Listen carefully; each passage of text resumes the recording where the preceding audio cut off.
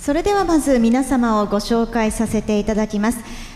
モデレーターは久遠特許事務所奥山昭一先生、そして安倍育保片山法律事務所加藤島子先生です。よろしくお願いいたします。続いてパネリストの皆さんです。知的財産高等裁判所森義行部総括判事です。特許庁和田裕二首席審判長、オーストラリア連邦裁判所ジョン・ニコラス裁判官、中国最高人民法院知識産権法廷ラン・グイメイ裁判官、中国深セン市中級人民法院ワン・ヤンヤン裁判官、インド・デリー高等裁判所プラティバ・シン裁判官、韓国特許法院キューホン・リー裁判長、シンガポール最高裁判所ジャスティン・ヨー裁判官、以上の皆様でございます。それではここからはモデレーターの奥山先生、加藤先生、よろしくお願いいたします。弁理士の加藤島子でございます。本日は奥山弁理士とともにモデレーターをさせていただきます。よろしくお願いいたします。で、今回はテーマは進歩性ということで、これから事案に基づきまして各論点についてディスカッションをしてまいります。でその各論点につきまして各国の裁判官にお答えしていただくとともに、日本からはJPO および知財高裁の2名のパネリストの方にお答えをいただきます。日本の答えが一枚岩かどうかというところも見どころの一つになるかと思います。で進歩性と申しますと、日本では4段階ステップで審理を行うということが行われております。しかしすべての国が同じようなアプローチを採用しているというわけではございません。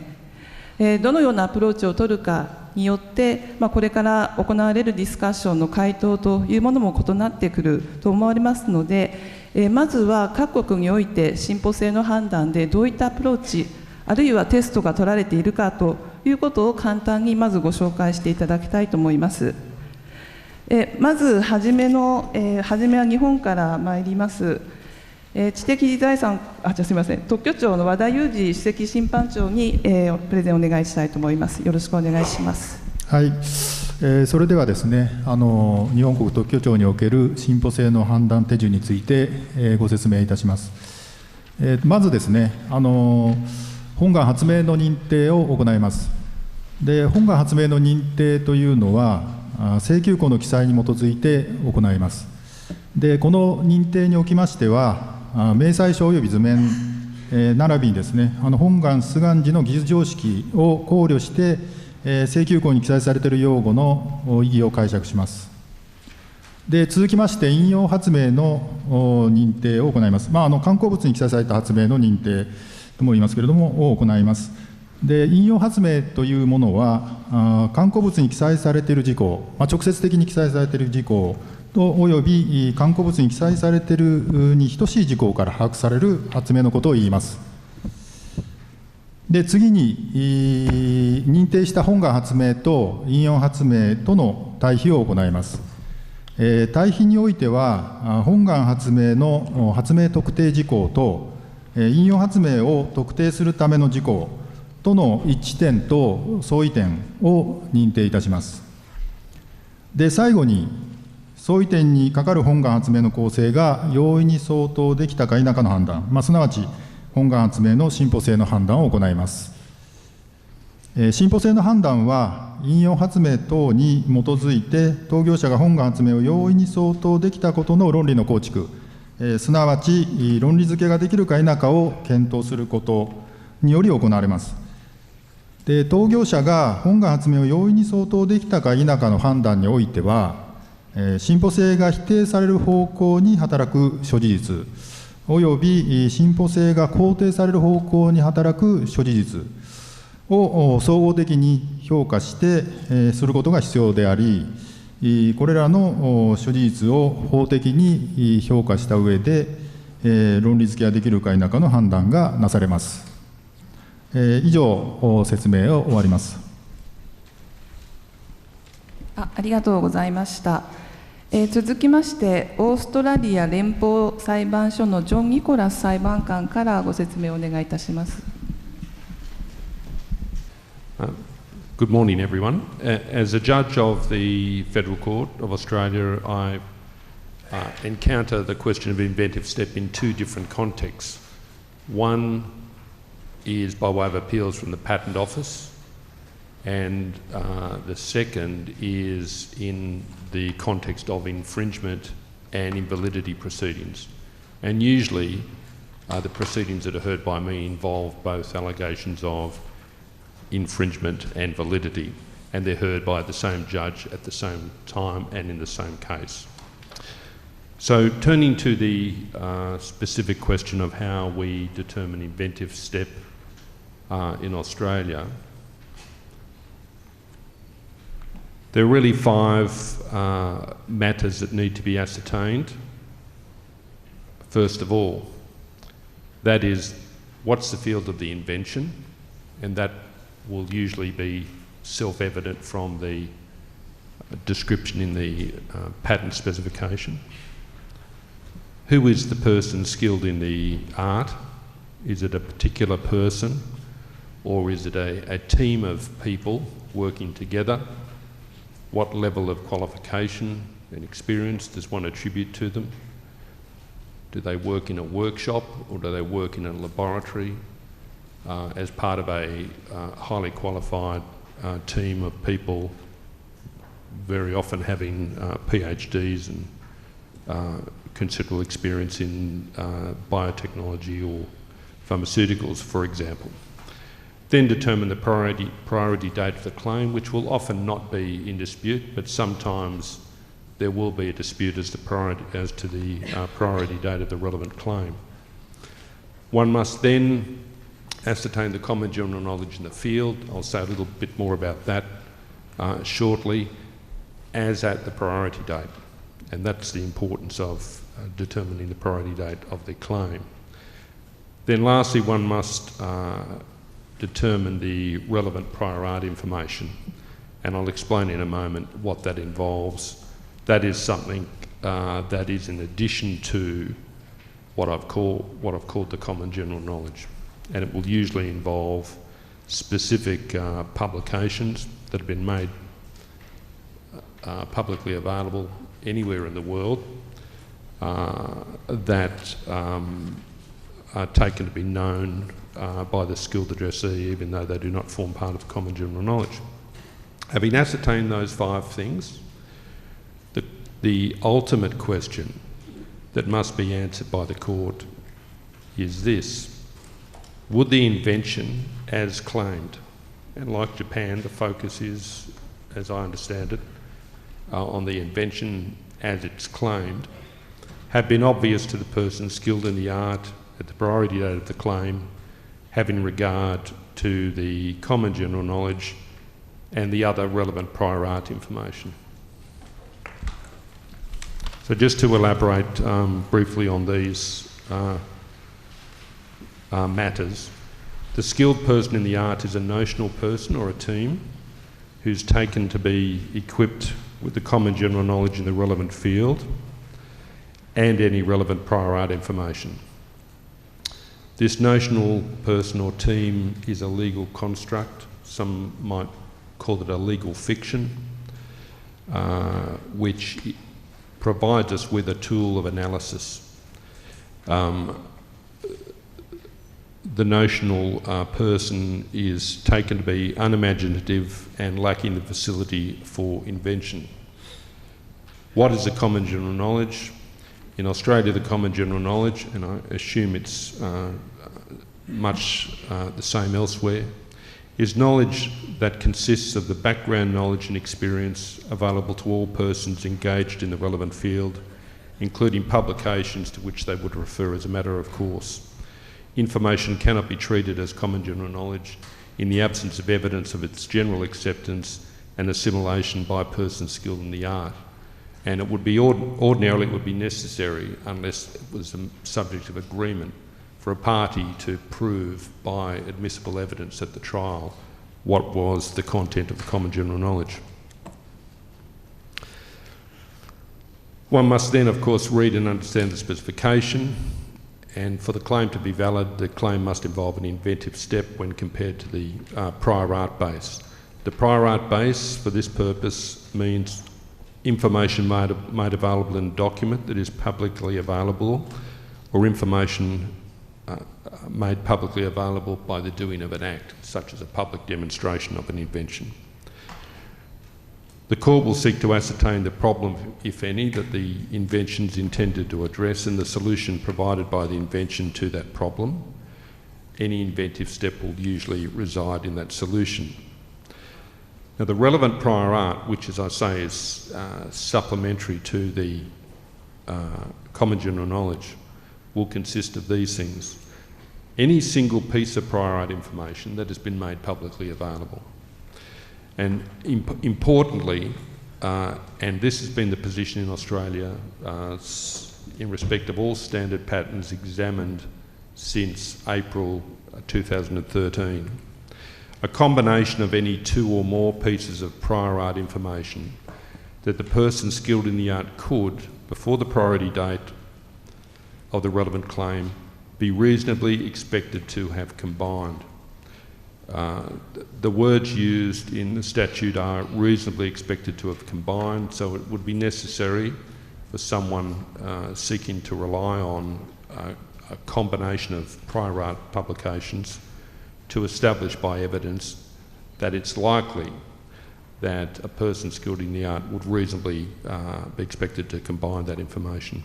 It's not permissible to combine or mosaic pieces of prior art information unless the person skilled in the art could reasonably be expected to have done so.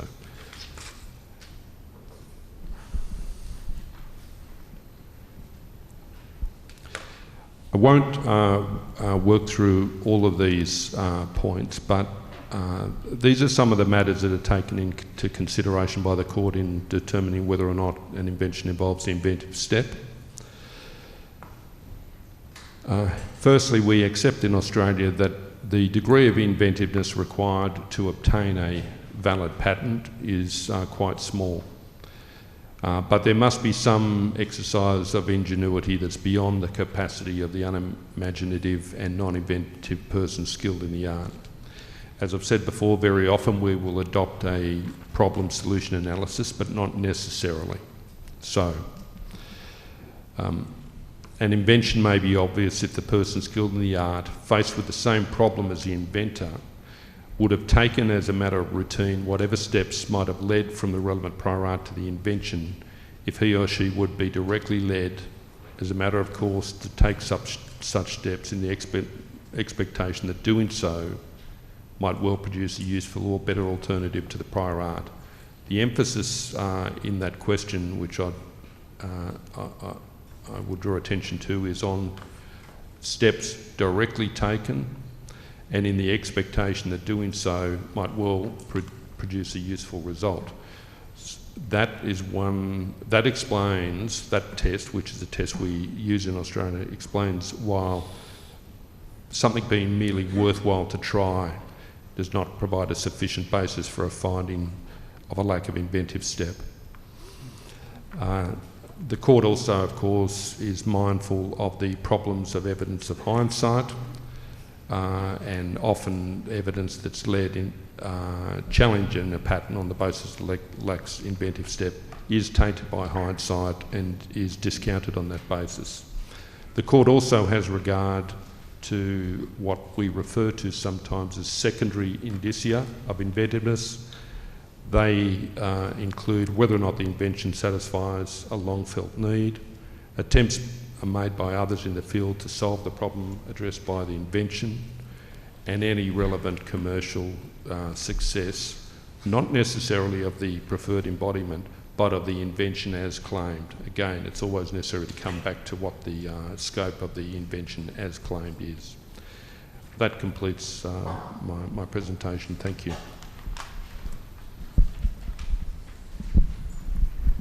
ありがとうございました。では続きまして、中国最高人民法院知的財産法廷の、外明蘭、裁判官にお願いしたいと思います。よろしくお願いします。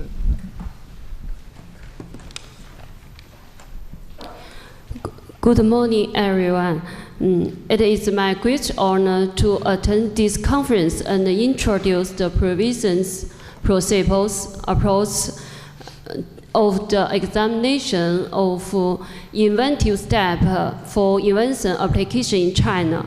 According to Chinese patent law and examination guidelines, inventive step of an invention means that, as compared with the prior art, the invention has prominent substantive features and represents notable progress.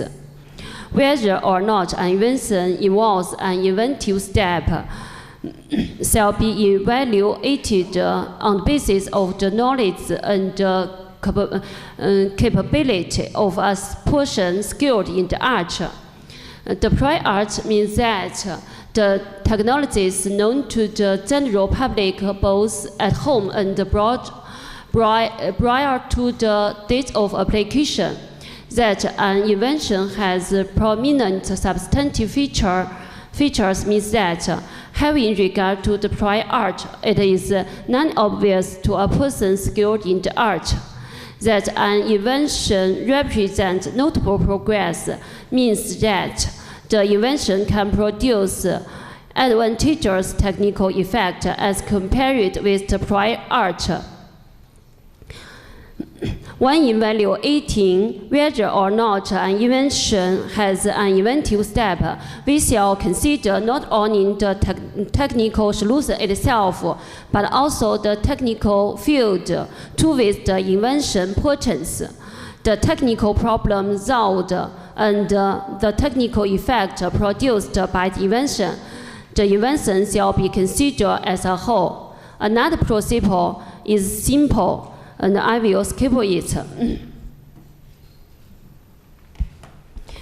We adopt a three-step approach to determine whether the claimed invention is non-obvious. The first step, determining the closest prior art. The closest prior art may, for example, be an existing technology in the same technical field as the claimed invention, and its technical problem to be solved, technical effect, or intended use is the closest to the claimed invention, or has disclosed the greatest number of technical features of the claimed invention. The closest prior art also may be an existing technology in a different technical field, but it is capable of performing the function of the invention and has disclosed the greatest number of technical features of the invention. Of course, the prior art in the same or similar technical field is first considered. The second step, determining the distinguishing features of the invention and the technical problem actually solved by the invention. First, determine the distinguishing features of the claimed invention as compared with the closest prior art. Which are the features that the claimed invention has and the closest prior art has not? Then determine the technical problem that is actually solved by the invention on the basis of the technical effect of the distinguishing features. The technical problem actually solved by the invention means the technical task in employing the closest prior art to achieve a better technical effect. The technical problem actually solved by the invention may not be the same as that described in the description, because the closest prior art asserted by the applicant in the description is different from the prior art the examiner determined. This is, in this sense, the technical problem actually solved by the invention is called the redetermined technical problem. The third step, determining whether or not the claimed invention is obvious to a person skilled in the art. When judging this question, we should judge whether or not there exists such a technical motivation in the prior art as to apply said distinguishing features to the closest prior art in solving the existing technical problem. It is usually considered there exists such a technical motivation in the prior art in the following conditions. The first condition, the set distinguishing features is common knowledge, such as a customer means in the art to solve the redetermined technical problem, or a technical means disclosed in a textbook or reference book to solve the redetermined technical problem. The second condition, the set distinguishing features is a technical means related to the closest prior art, such as a technical means disclosed in other parts of the same reference document, the function of which in other parts is the same as the function of the distinguishing feature in the claimed invention in solving the redetermined technical problem. The third condition, the set distinguishing feature is a relevant technical means disclosed in another reference document, the function of which in that reference document is the same as the function of the distinguishing feature in the claimed invention in solving the redetermined technical problem. Moreover, other factors to be considered in the examination of invention step, including the factors as follows. First, solving a long-felt but unsolved technical problem. Second, overcoming a technical prejudice. Third, produce unexpected technical effects. Fourth, achieving commercial success. That's all. ランハンジありがとうございました。続きまして、デリー高等裁判所の、プラシバ新裁判官、よろしくお願いいたします。Hello, good morning. We are going to be discussing inventive step from the Indian perspective today. And this is a very difficult concept for patent lawyers and judges to decide on inventive step.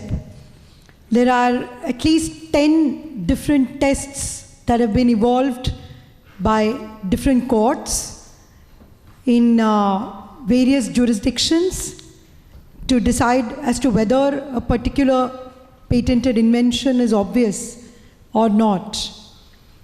So under Indian law, the essential ingredient to determine inventive step is to see whether the invention involves a technical advancement as compared to the existing knowledge. So to this extent, the common general knowledge theory which comes from the UK applies in India. However, there is also an additional condition which Section 2JA of the Indian Patent Act says that if there is an economic significance to the invention, then the court could tilt in favor of the patentee. For example, if a drug which is completely unaffordable because of a particular ingredient becomes affordable and very easily mass producible, that would be one of the factors towards tilting towards the validity of the patent. So, apart from common existing knowledge, the economic significance of the invention will also be very important under Indian law. And of course, with these two factors being there, the invention has to be not obvious to a person skilled in the art. Now, how does one determine who is a person skilled in the art? As patent lawyers and judges, we have seen various terminologies which have been used for describing a person skilled in the art. It could be person having ordinary skill in the art, that's posita. Or it could be posita, person of ordinary skill in the art. Or it could be an unimaginative skilled addressee, that's a third test. But what is necessary for a court to determine is clear from this cartoon. If you see the person in the red, he is supposed to be this person who is skilled in the art. Now, his starting line for a long jump, this is called the long jump test. So the starting line is the closest prior art. All of you can imagine this gentleman who is looking so unhappy. He has to jump from the closest prior art to the inventive concept. He has to take this very long jump. Now, the person in the blue is the defendant's lawyer. He's saying, of course he can jump. The plaintiff's lawyer is saying, no, he's not eating well. He's too thin. He can't even jump. But the judge is thinking, can he jump? Now, if a person is able to convince that this red athlete can jump from the closest prior art to the inventive concept, then the invention is obvious. If he cannot jump, if he falls in between, then the invention is not obvious. So this can be like the long jump test, that we have to imagine this person, this athlete, jumping from the closest prior art to the inventive concept. Now there are several cases which have gone into the question as to what is an inventive step. In India, the question of inventive step is a mixed question of fact and of law. So therefore, while parties will be able to lead evidence, the judge has to finally decide, because it's a mixed question of fact and law. There cannot be a general test. In every case, it will have to be decided by the judge on the basis of the evidence. Now let us see the various important tests that have been evolved by various judgments across the world. The first one is a 1985 judgment of windsurfing in the UK, which describes a 4-step test. I will just come to that test in a minute. This has a 4-step test. From there, the concept has evolved in Pozzoli, but the European Union uses the problem solution approach. So if there is a problem given to a person skilled in the art, can he arrive at the solution? So that's called the problem solution. That's the European kind of approach. Then in the US, we have what is called the teaching, suggestion, motivation approach, TSM. So if there is a teaching in a document, is there enough motivation for the person skilled in the art to reach the invention. And sometimes this test is also called the obvious to try. For the athlete, was it obvious to try a particular way? And then finally, in March 2019, this is Actavis versus ICOS, Lord Justice Kitchen in the UK, came out with a 9-step approach. So this is very new. This is a new judgment of the UK on the way to determine inventive step. So after all this, I think it gets very, very confusing for a judge. With so many tests and so many judgments to read, I can only say that in India, the judgment that we all rely on is the Hoffman-LaRoche versus Cipla judgment, where there are 5 steps that have been identified. That is to identify an ordinary person skilled in the art. 2, to identify the inventive concept in the patent. And then number 3, which is the tough part, to impute to a normal, skilled but unimaginative ordinary person what was the common general knowledge in the art at the priority date.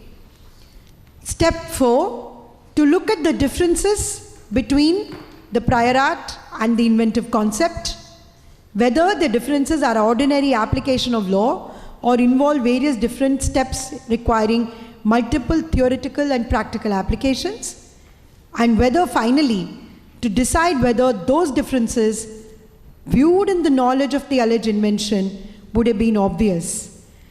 Two things that cannot be done. We cannot do mosaicing of documents which are unrelated. And secondly, you cannot have a hindsight approach. We cannot think backwards. You have to only think forwards. You cannot think backwards. And the teaching of the prior art document has to be considered as a whole. Now, the last problem, how do you identify who is a person skilled in the art, of ordinary skill in the art? He should be practicing in the field of endeavor. He should be in the same industry. He should have average general knowledge. So he should not be a PhD candidate. He can be an ordinary postgraduate. And he is aware of the common general knowledge. But interestingly, some judgments have called such a person as a nerd.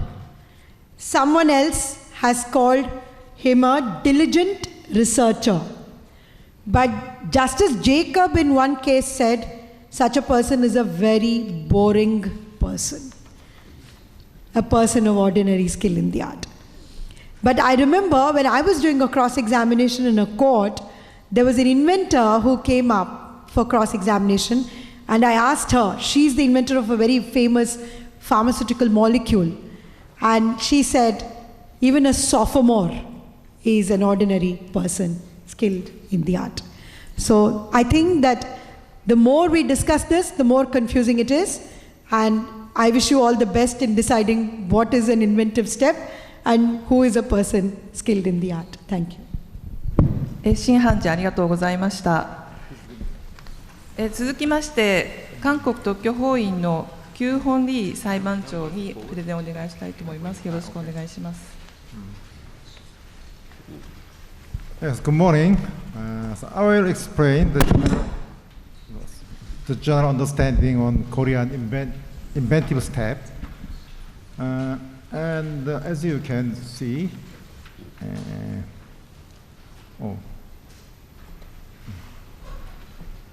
as you can see, similar to other countries, Korea has several steps procedure to identify the inventive step. The first is confirming claimed invention. Second, specifying prior arts. Third, comparison between claimed invention and prior art, and evaluation the difference. But the Korean Patent Court has made great efforts in determining inventive step in order to prevent an invention from being simply divided into a plurality of compositions compositions, and therefore, inventive step of the invention from being denied just because the compositions are described in the prior art. It means the first of all, we have tried to overcome hindsight bias. And the second, we also have tried to overcome the traditional method, just like an invention is divided into elements and compared with the composition of the prior art. And as long as the composition is described in the prior art, it would be determined that the combination is easily derived without detailed explanation. I think it's the most serious problem traditionally, and such tendency prevents us from perceiving the invention as being organically combined as a whole. Therefore, basically, the Korean judicial panel needs to ask the party seeking invalidation of a patent to clearly specify your primary prior art, which is considered primarily among the prior art, and the secondary prior art, or if need, third prior art, which is combined with the primary prior art. And I think it can make it easy for judges to determine whether the inventive step is or not. As you can see, it means to provide explanation on the objective grounds for the decision. It means why the claimed invention is easily derived from the prior arts. Write this in detail in decision. In my division's decision, I wrote like this. My first international case that decided this year, January. As you can see, we prepare a special item. The technical level of a skilled person under this case is based on the person who has a bachelor's degree in the metallurgy. This is a metallurgy case, engineering, and has about 5 years of experience in plating. It is like this. If posita is a standard for determining legal requirements, the level of technical skill required of posita, for example, level of education, qualification, field of employment, and the duration of works, shall be specified in detail. So we strengthen examination procedures for posita requirement. As you know, the level should be proved by evidences. And next slide is the practice directions for civil appeal trial in patent court, and we revised the directions last year, and then this is English version, and this is the Japanese version, and we explain so many details in these directions. If somebody who are interested in our directions, please report to you can download all the documents at this address below of the slide. And this is the model case of Korean Supreme Court about invalidity test. And this decision explained and focused on what the inventive step is. And as you can see, the Supreme Court explained the posita would be able to easily arrive at the said combination in light of factors, including the level of technology, technical knowledge, fundamental text of the relevant technology at the time of filing of application for relevant patented invention. Thank you. リー裁判官ありがとうございます。では最後になりますけれども、シンガポール最高裁判所ジャスティン・イエオ裁判官、よろしくお願いいたします。Good morning, everyone. I'm honored and delighted to be here this morning to share with you about Singapore's approach towards assessing inventive step. Well, I agree entirely with Justice Singh from India that this is one of the most difficult and complicated areas of patent law. But at the same time, as the last speaker this morning, and having heard from so many jurisdictions before me, including civil law jurisdictions and common law jurisdictions, what strikes me is that there is a similar overarching idea behind the assessment of inventive step.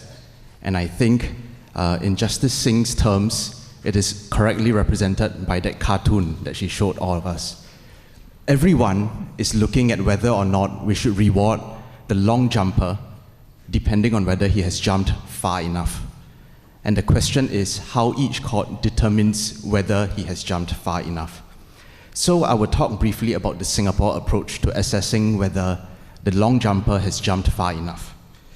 In assessing inventive step in Singapore, the court considers the situation at the time the patent was applied for, and that is known as the priority date.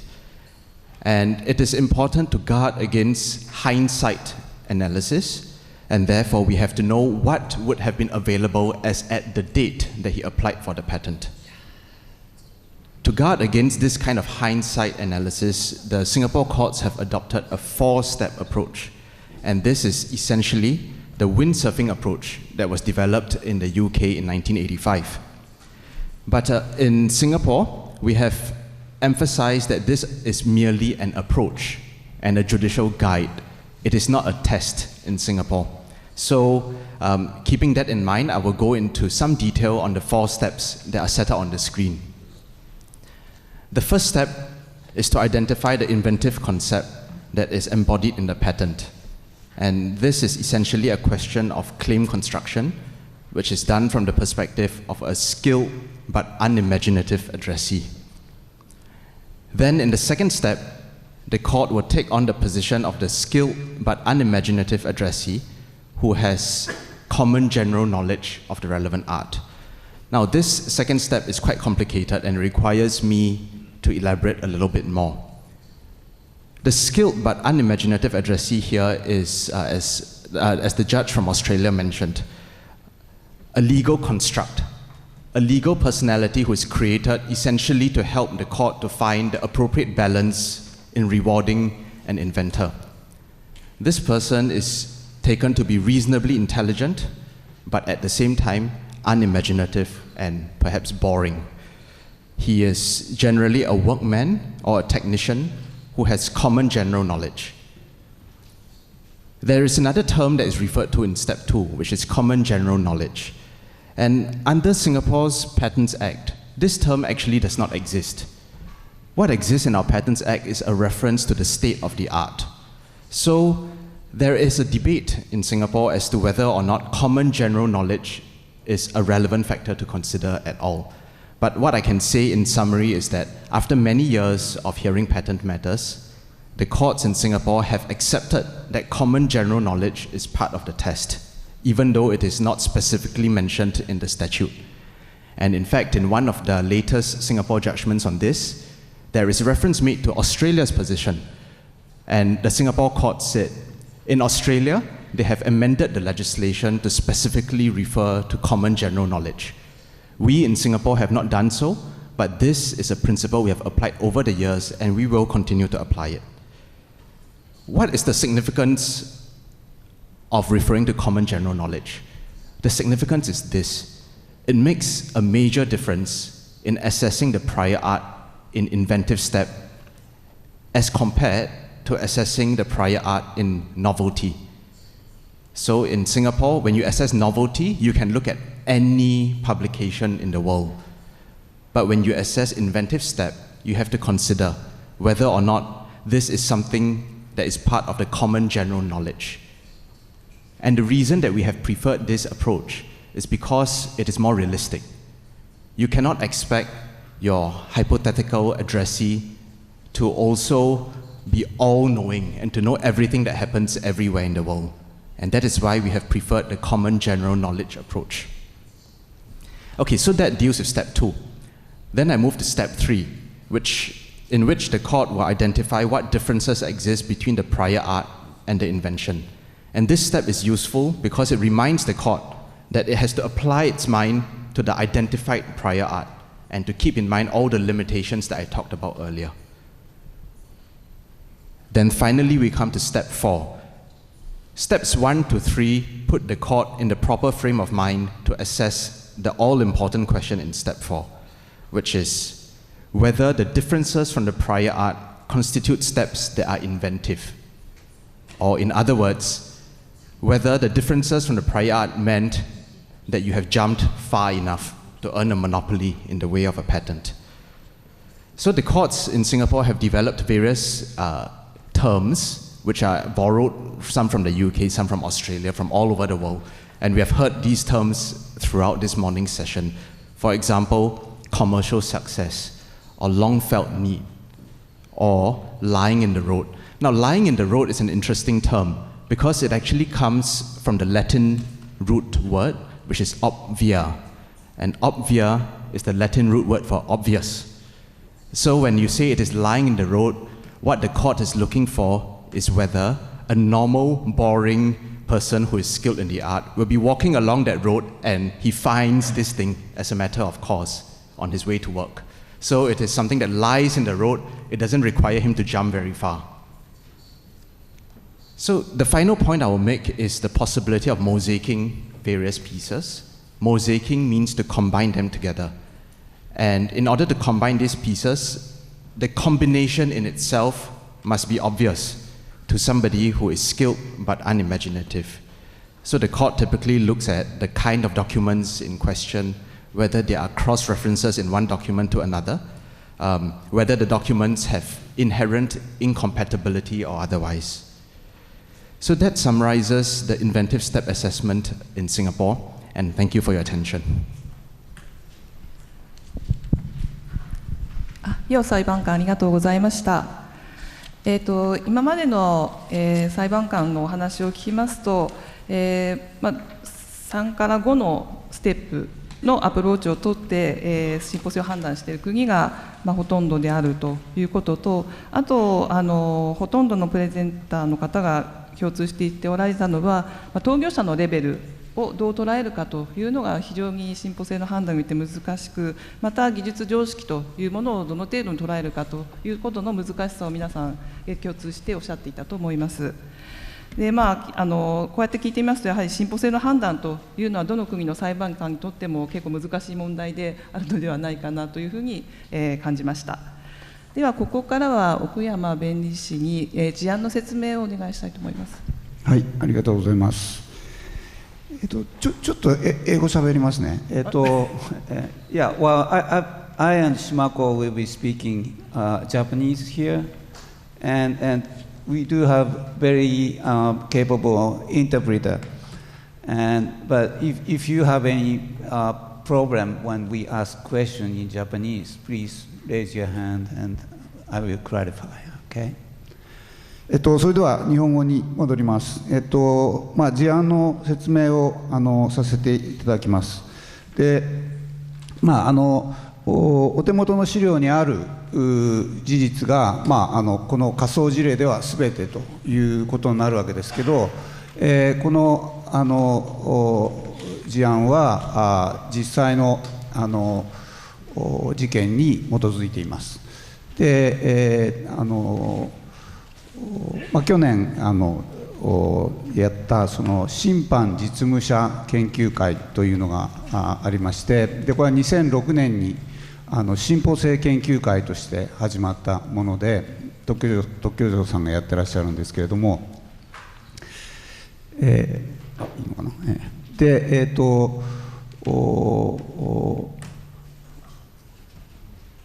特許庁の審判官の方々と、それから弁理士、弁護士、それから産業界の代表者、そして、最近では裁判官の方々にもオブザーバーとして参加していただいて、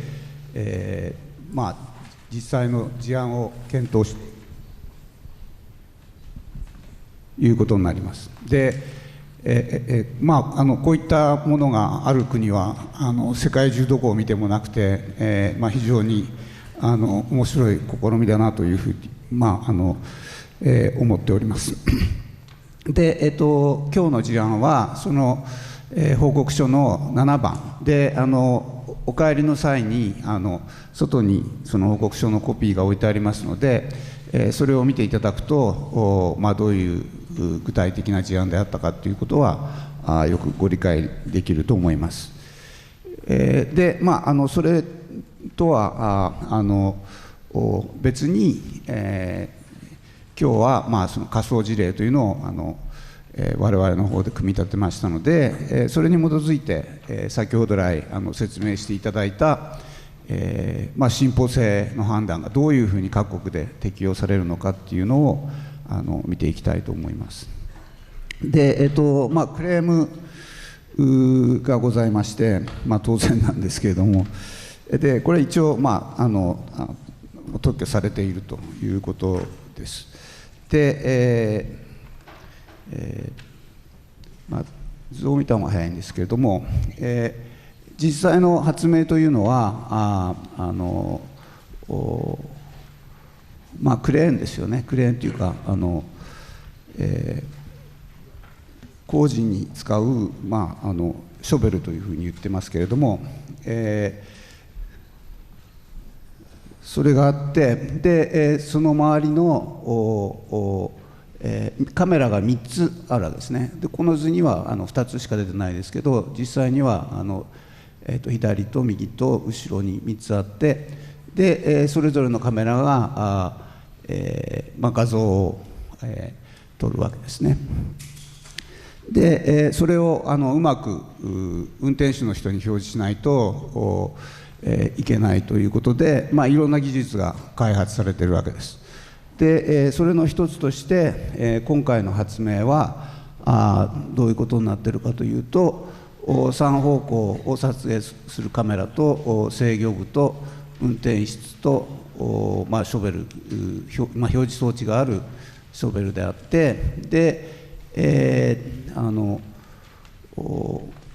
隣り合うカメラの撮像範囲が重複する重複領域が後方と左後方と右方向の2方向に形成されるということですね。で、重なった部分をどう処理するかというと、その重なった部分に対応する出力画像を生成するとしかクレームには書いてないんです。でそれ実際どうやるかっていうのは次のスライドでお示ししますけれども、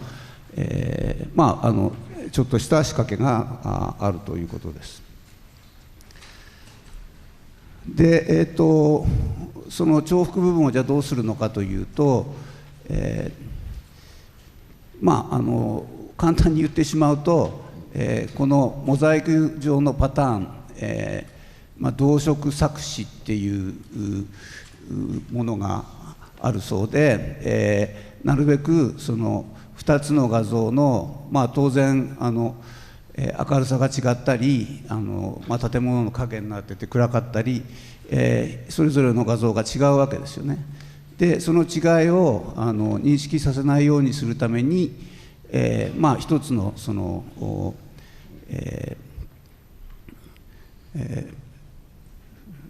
なんていうんですかね、仕掛けを使って、要するに目を騙すわけですね。で、それを使って、なるべくスムーズな画像にしようということです。ただこれはだから実施例に書いてあることで、クレームには先ほど言った重複領域に対応する出力画像部分を生成しとしか書いてないわけです。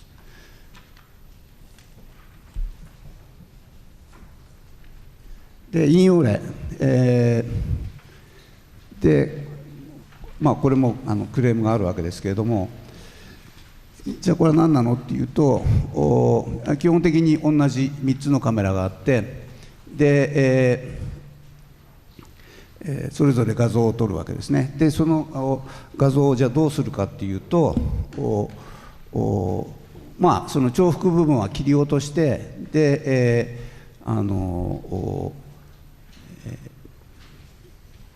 バーズアイビューと言ってますけれども、その俯瞰画像を一般的な方法で作るというふうに言ってるわけです。で、じゃあ何が発明なのかっていうと、この遠い部分がまあ不自然に見えるので、うまく仕掛けを考えて、遠い部分も不自然にならないようにしているということです。で、まあ、スライド1個戻るんですけれども、その俯瞰画像の作り方というのは別の広報に書いてあるので、そっちを見てくださいとしか書いてないということです。まあ、それが第2引用文献になるわけですけど、まあ、これもだからあんまりそんなに詳しくは書いてないというふうに理解してください。今回の事例のためにね。で、相違点はじゃあどうするのということで、2点、考えております。で、相違点1としては、ここにあるような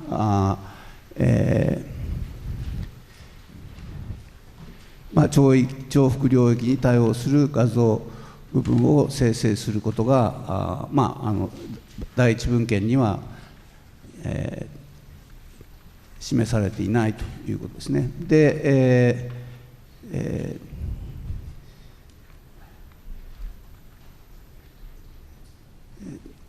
で第一の文献にはまあ重複部分を含む出力画像が表示されるということはまあその特定されていないということです。で、まあここから論点一つずつ入っていって、それぞれ議論していきたいと思います。以上で本件の事案の説明を終わります。でここで休憩だよね。ちょっと、まあ、時間を本当は押してはいるんですけれども、10分ぐらい休憩を取って、再開したいと思います。